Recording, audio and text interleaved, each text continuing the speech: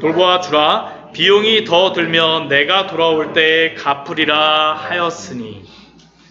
사실 이 사마리아 사람 같은 경우는 유대인들에게 어떠한 사람입니까? 원수입니다. 이 사람들은 태어나면서부터 원수입니다. 예수님께서 제가 지도를 준비하진 않았지만 예수님 시대 때에 그 갈릴리에서 예루살렘으로 직선으로 오는 코스로다 하게 되면 한 100km 정도밖에 안 됩니다. 근데 이 길을 유대인들이 지나다니질 않았습니다. 왜 안 지나다녔을까요? 중간에 사마리아인들이 살았기 때문입니다. 사마리아인들이. 그래서 어떻게 지나갔었냐 하면 해변길로 해서 이렇게 밑으로 해서 지나가던가 아니면 요단 동편으로 해서 그 요단강을 건너간 다음에 그 요단 동편길을 쭉 내려오고 나서 다시 여리고에서 넘어와서 이렇게 지나갔습니다. 그렇게 하게 되면 거의 한 2배 가까이 한 1.7, 8배 정도 거리를 가야 됩니다. 그럼에도 불구하고 왜 지나갔습니까? 사마리아 사람들이 원수라고 생각했기 때문에. 사마리아 사람들이 원수라고 생각했기 때문에. 실제로 다 사마리아 여인에게 그 예수님이 만났을 때 그 사마리아 여인이 그 예수님께 얘기하는 것이 뭡니까? 당신이 유대인인데 어떻게 나와 얘기하십니까? 라고 말하지 않습니까? 말하는 것조차도 물 한 모금 얻어먹는 게 아니라 말하는 것조차도 그 유대인들은 너무나도 싫어하였습니다. 그런데 오늘 말씀을 보면 어떻습니까? 이 원수라고 생각하였던 이 사마리아 사람이 지금 이 유대인을 돌보아주고 구원해 준 것입니다. 이 2데나리온은 이틀치 정도의 품삯입니다. 그리고 나중에 다시 돌아올 때 갚겠다라고 그 도움을 주지 않겠습니까? 왜 사마리아인이 이 유대인을 돕겠습니까? 유대인은 사마리아인을 원수로 여겼을지 모르지만 사마리아인은 이 유대인을 누구로 여긴 겁니까? 이웃으로 여겼기 때문입니다. 이웃으로. 그때 예수님께서 이 율법학자에게 선생에게 36절 말씀에서 질문하십니다. 우리 36절 말씀 같이 한번 읽겠습니다. 내 생각에는 이 세 사람 중에 누가 강도 만난 자의 이웃이 되겠느냐?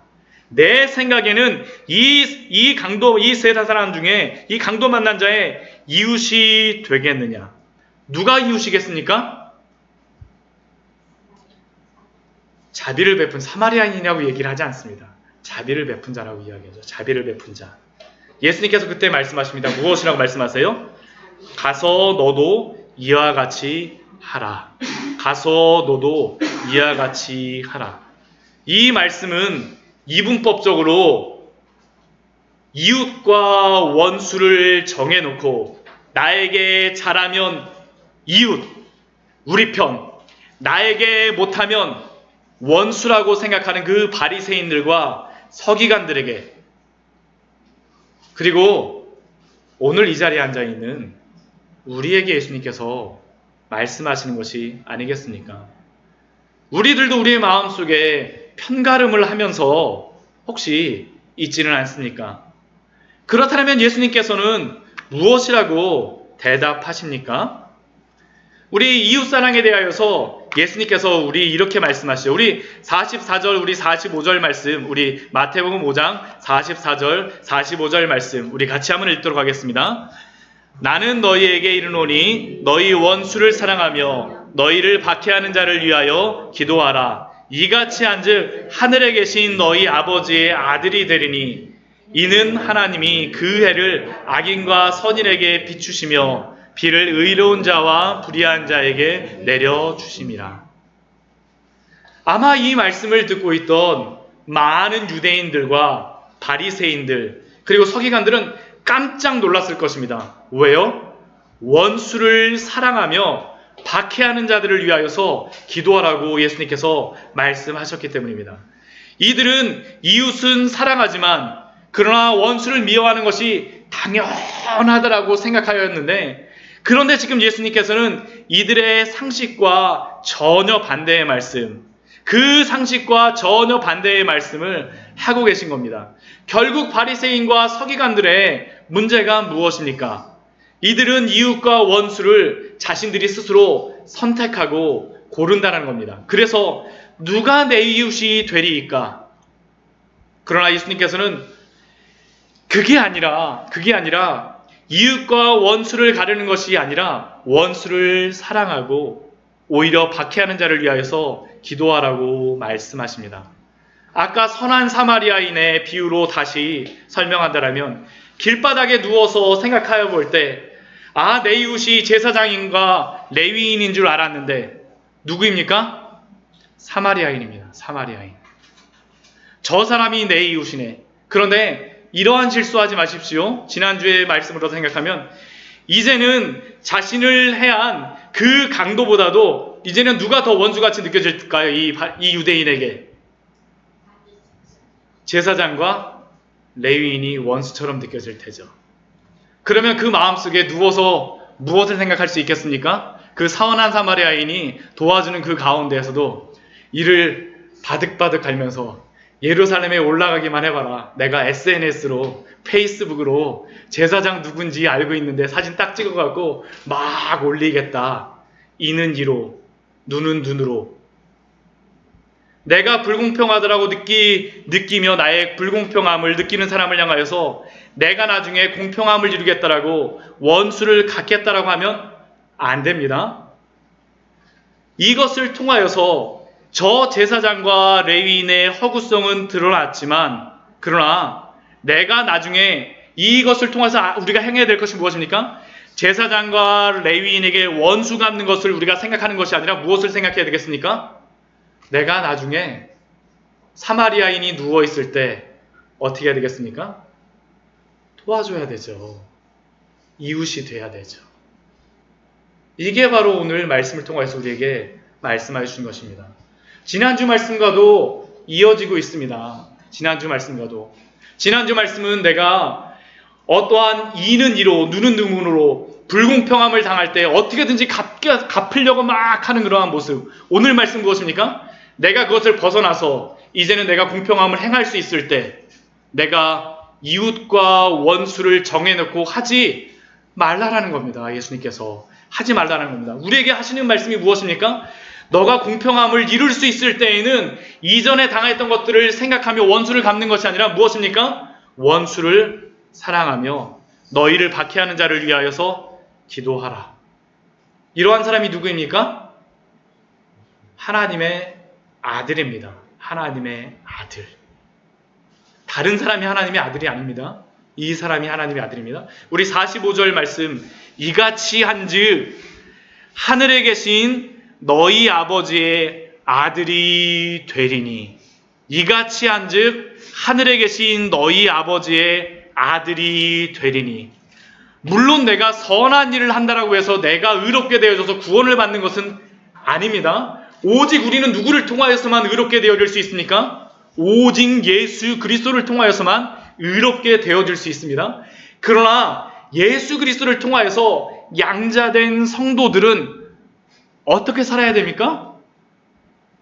이렇게 살아야 되는 것이죠. 이렇게 예수님처럼 우리가 원수를 갚으려고 하고 우리가 미워하고 박해하는 것이 아니라 원수를 사랑하며 너희를 박해하는 자를 위하여 기도하는 삶들, 하나님의 품성이 드러날 수밖에 없습니다. 왜요? 예수 그리스도 안에서 새로워졌기 때문입니다. 우리가 그런 것이 아니라 예수님을 믿게 되면 당연한 겁니다. 당연한 것이에요. 당연한 것이라고 예수님께서 그렇게 말씀해 주시는 것입니다. 이같이 한즉 하늘에 계신 너희 아버지의 아들이 되리니. 사랑하는 성도 여러분, 우리가 하나님의 아들이 되었다라면, 하나님의 자녀가 되었다라면 이렇게 행하는 것이 당연한 것이고 그렇게 살아가야 합니다. 이게 바로 예수님이 우리에게 알려주시는 그러한 귀한 말씀이죠. 하나님께서 우리에게 베풀어 주신 것이 있습니다. 그것이 무엇입니까? 우리 이는 이후서부터 우리 45절 말씀 우리 같이 한번 읽겠습니다. 이는 하나님이 그 해를 악인과 선인에게 비추시며 비를 의로운 자와 불의한 자에게 내려주심이라. 하나님이 사랑한다라 해갖고 그 사람의 밭에만 비를 내려주시고 미워한다라고 해갖고 그 미워하는 그 사람 밭에는 비를 안 내려주시던가요? 하나님이 그 어떤 사람을 사랑한다고 해갖고 항상 좋은 날씨만 주시고 하나님이 미워하시는 그 사람 위에는 항상 구름 기둥으로 만날 천둥치면서 막 비가 내립니까? 아닙니다. 그렇지 않습니다. 하나님께서 악인과 선인에게 해를 비추시며 비를 의로운 자와 불의한 자에게 내려주셨습니다.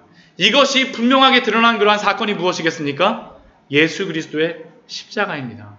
우리 로마서 말씀 우리 같이 한번 보도록 하겠습니다. 로마서 5장 말씀입니다. 로마서 5장. 우리 로마서 5장 6절과 우리 6절 말씀부터 우리 10절까지의 말씀 우리 같이 한번 보도록 하겠습니다.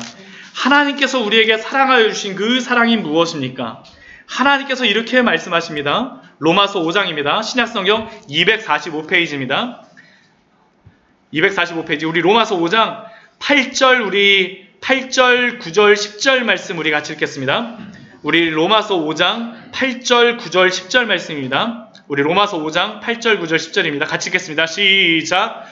우리가 아직 죄인 되었을 때 그리스도께서 우리를 위하여 죽으심으로 하나님께서 우리에 대한 자기의 사랑을 확증하셨느니라. 그러면 이제 우리가 그의 피로 말미암아 의롭다 하심을 받았으니 더욱 그로 말미암아 진노하심에서 구원을 받을 것이니 곧 우리가 원수 되었을 때 그의 아들의 죽으심으로 말미암아 하나님과 화목하게 되었은즉 화목하게 된 자로서는 더욱 그의 살아나심으로 말미암아 구원을 받을 것이니라.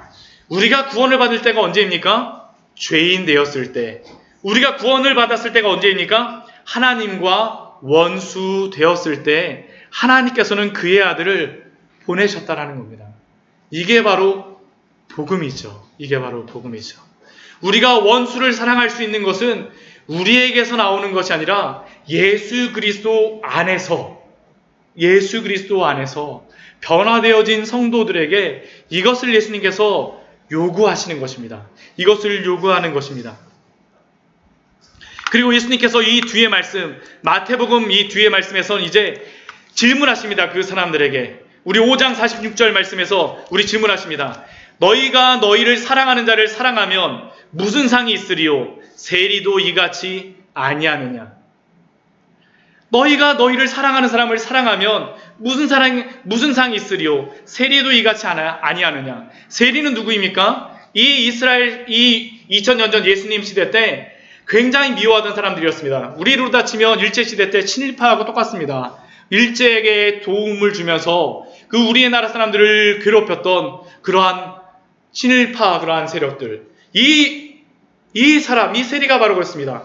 유대인들은 이 세리를 그래서 로마 군인들보다도 더 싫어합니다. 그런데 한번 생각해 보십시오. 세리가 집에 들어갈 때 제가 만약 세리라고 생각하고 세리로서 돈을 많이 벌었습니다. 집에 들어갈 때 저희 딸들이 있어요. 딸들을 생각하면서 제가 그냥 들어가겠습니까? 돈을 많이 벌었으면? 아닙니다. 통닭도 사갖고 가고 피자도 사갖고 갑니다. 오늘 저희 이따가 탁구 칠 때 통닭 먹고 피자 먹기로 했는데 사갖고 갑니다. 세리도 이렇게 한다라는 거죠. 세리도. 만약 우리가 이웃만 사랑한다라고 하면 하나님의 자녀이냐라고 예수님이 우리에게 질문하신 겁니다. 그 뒤에 말씀도 동일합니다. 또 너희가 너희 형제에게만 무난하면 남보다 더하는 것이 무엇이냐? 형제에게만, 나의 이웃에게만 잘한다라고 하면 이방인들도 설날마다 인사하잖아요. 명절마다 인사하잖아요. 만약 그렇다면 나은 것이 무엇이냐라고 우리에게 질문하십니다. 예수님께서 결론적으로 우리에게 이렇게 말씀하십니다. 우리 5장 48절 말씀 우리 같이 읽도록 하겠습니다. 그러므로 하늘에 계신 너희 아버지의 온전하심과 같이 너희도 온전하라.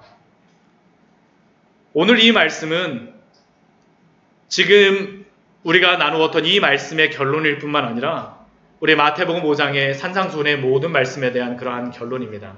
그러므로 하늘에 계신 너희 아버지의 온전하심과 같이 너희도 온전하라. 그렇다 해서 이 말씀과 같이 우리가 100% 다 지킨다라는 것은 아닙니다. 아마 제가 이 말씀을 여러분들에게 지금 나누어 드렸어도 아마 당장 내일 가고 때로는 자식도 원수처럼 보일 때가 있어요. 때로는 나의 친구도 미워 보일 때가 있고요. 때로는 나의 아내도, 때로는 나의 남편도 미워 보일 때가 분명히 있습니다. 100% 우리가 지킬 수는 없습니다. 그러나 예수님이 말씀하시는 것이 무엇이겠습니까? 하나님의 온전하심과 같이 너희도 온전할 수 있도록 애쓰라는 겁니다. 분투하라는 겁니다. 이게 굉장히 중요한 게 뭐냐면 내가 열심히 살아본 사람만이, 노력한 사람만이 다시 옵니다. 다시 예수 그리스도에게 와요. 왜요? 내가 안 된다는 것을 알기 때문입니다. 내가 아무리 살려고 그랬는데도 안 되는 경우가 있어요. 그럼 어떻게 됩니까? 다시 십자가 앞에 가는 겁니다. 예수님, 저 또 그래요. 다시 기도하는 거죠. 다시. 하늘에 계신 너희 아버지의 온전하신 것 같이 너희도 온전하라. 분투하십시오. 우리 빌립보서 말씀, 우리 마지막으로 읽고 오늘 말씀 우리 마치도록 하겠습니다. 우리 빌립보서 3장 12절 말씀에서는 사도 바울이 어떻게 살았는지를 우리에게, 그가 어떻게 분투하며 살았는지를 우리에게 알려줍니다. 에베소 말씀 다음에 우리 있습니다. 빌립보서 3장 말씀입니다. 빌립보서 3장 12절 말씀 우리 빌립보서 3장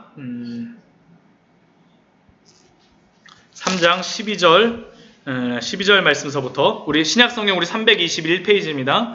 빌립보서 3장 12절, 13절, 14절 말씀 우리 같이 한번 읽어보도록 하겠습니다. 우리 빌립보서 3장 12절, 13절, 14절입니다. 빌립보서 3장 12절, 13절, 14절 말씀입니다. 예. 신약성경 321페이지입니다. 같이 읽겠습니다. 내가 이미 얻었다 함도 아니요 온전히 이루었다 함도 아니라 오직 내가 그리스도 예수께 잡힌 바 된 그것을 잡으려고 달려가노라. 형제들아, 내가 잡은 줄로 여기지 아니하고 오직 한 일, 즉 뒤에 있는 것은 잊어버리고 앞에 있는 것을 잡으려고 폿대를 향하여 그리스도 예수 안에서 하나님이 위에서 부르신 부름의 상을 위하여 달려가노라. 아멘. 달려가십시오. 분투하십시오. 말씀을 정리하도록 하겠습니다.